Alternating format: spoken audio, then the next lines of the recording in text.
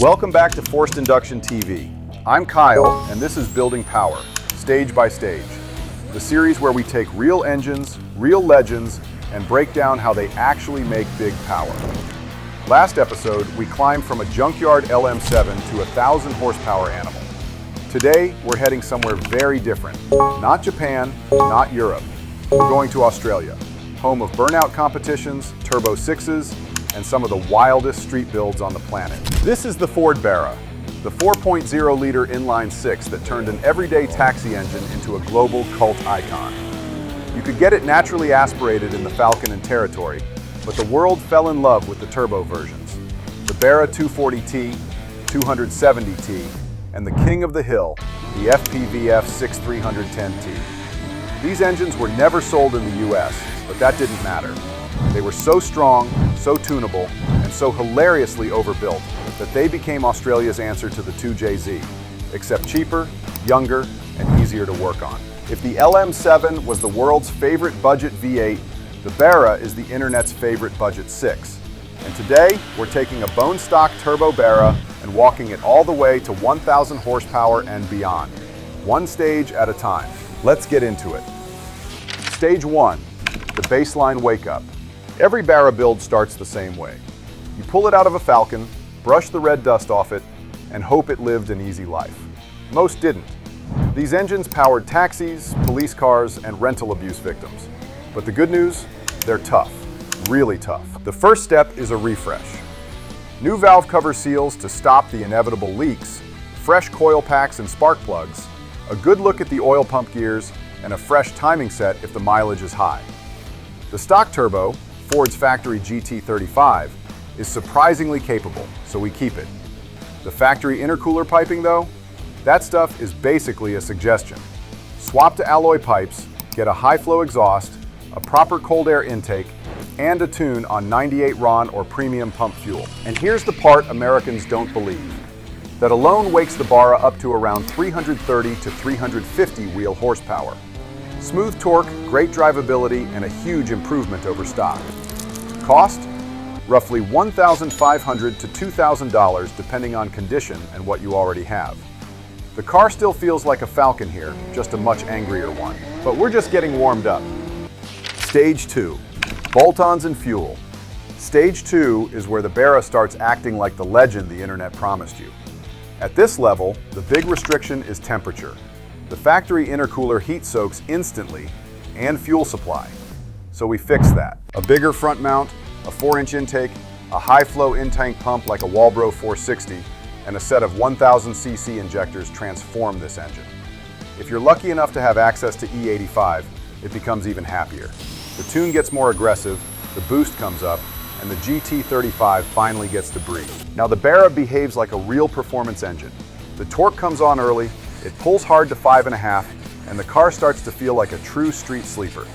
A well-set-up Stage 2 will put down 450 to 500 wheel horsepower without breaking a sweat. All in, you're about $4 to $5 grand deep at this point, counting Stage 1, and the car is already walking away from most bolt-on V8s. But once you feel how much fun Barra torque is, you want more, a lot more. Stage 3, the bigger turbo zone. Stage 3 is where the stock turbo taps out. The factory GT35 is great for response, but around 500 wheel horsepower, it's done. To go further, you need a new hairdryer. This is the sweet spot for the Barra. A GTX 3582R, a Pulsar G40-900, a G35-1050. All of these sit perfectly on a 4.0-liter 6. They spool fast, they make great mid-range, and they push enough air to take the Barra deep into the 600s. But power isn't the only concern here. Fuel delivery becomes the next bottleneck. Barra cars are infamous for fuel starvation mid-corner, so this is the stage where you add a surge tank and twin pumps. You'll also want ARP head studs, an MLS gasket, upgraded valve springs to handle the extra boost, and an oil cooler to keep temps under control. And depending on your car, the transmission may need attention too. The ZF 6-speed can live in this range with a good tune. The manuals can survive, but not forever. A well-built Stage 3 Barra makes 600 to 700 wheel horsepower and feels like an entirely different car. It's not lively anymore, it's violent. And the cost reflects that. pushing your total investment to around $9,000. If you stop here, you'll have one of the fastest and most reliable street setups a Turbo 6 can give you. But if you're watching this show, you're probably not thinking about stopping. Stage 4, Forged Internals, Big Boost. Stage 4 is where we open the engine. The stock Barra rods are incredible, but they have their limits. Past 700 horsepower, they bend. Not explode, bend, which is very polite of them. But we're going far past that, so we let them retire. Forged pistons and rods go in. The oil pump gears get replaced with billet units. This is non-negotiable on a high RPM Barra, and the timing gear set gets upgraded as well. The cylinder head gets stronger springs, better retainers, and a light port cleanup to improve flow upstairs. Then comes the turbo. This is where engines get personalities.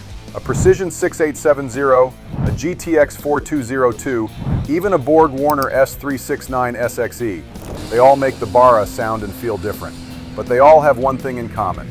They transform the car from quick to terrifying. At this point, a standalone ECU like a Haltech Elite or a Link G4X becomes the brains of the operation. The stock computer can go surprisingly far, but not this far. The boost gets turned way up, the fueling switches fully to E85, and the engine comes alive. A proper Stage 4 build makes 800 to 950 wheel horsepower reliably. The car is no longer a street sleeper, it's a weapon. And by the time you reach this point, you're sitting around $15,000 to $17,000 into the project. It's fast, it's unforgiving, and it's still not the limit. Stage 5, the full send. This is where the Barra earns its legend. 1,000 horsepower isn't hypothetical.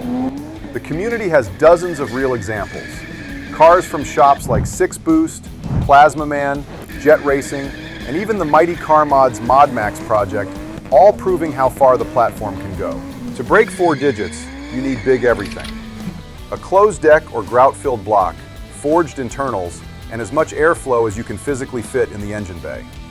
Some builds add a billet crank, but the stock crank is good to around 1,100 horsepower if the tune is safe. The turbo becomes the star. A Precision 7675, an 8385, or a Garrett GTX 45 series takes center stage. These aren't street turbos. These are laugh-out-loud, spool-late, hit-like-a-train turbos. The intercooler grows again. The fuel system becomes a full return-style setup with massive rails, twin or triple pumps, and 1,500 plus cc injectors. Cooling needs to be perfect, the transmission needs to be built, and traction stops being a concept and becomes a myth. A 1,000 horse Barra puts down 1,000 to 1,200 wheel horsepower depending on the turbo and the dyno, and the cost reflects it. By the end of Stage 5, most builds sit in the $25,000 to $30,000 range. Not because the parts are expensive, but because going this fast requires everything to be perfect. But when you hear one of these engines at full boost, the howl of the straight 6, the surge of torque, the turbo screaming like it's trying to escape the car, you understand why the Barra became a global obsession. It feels unstoppable, it sounds like chaos, and it delivers power that embarrasses supercars for a fraction of the price.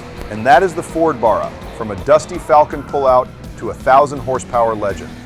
No other engine mixes brute strength, ridiculous tuning headroom, and pure Aussie attitude the way this one does.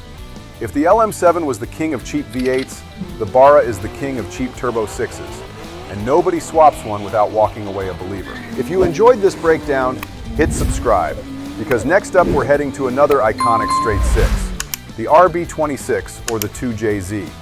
2 engines that rewrote the rules for turbo performance, and 2 builds you won't want to miss. I'm Kyle, this is Forced Induction TV, and I'll see you on the dyno.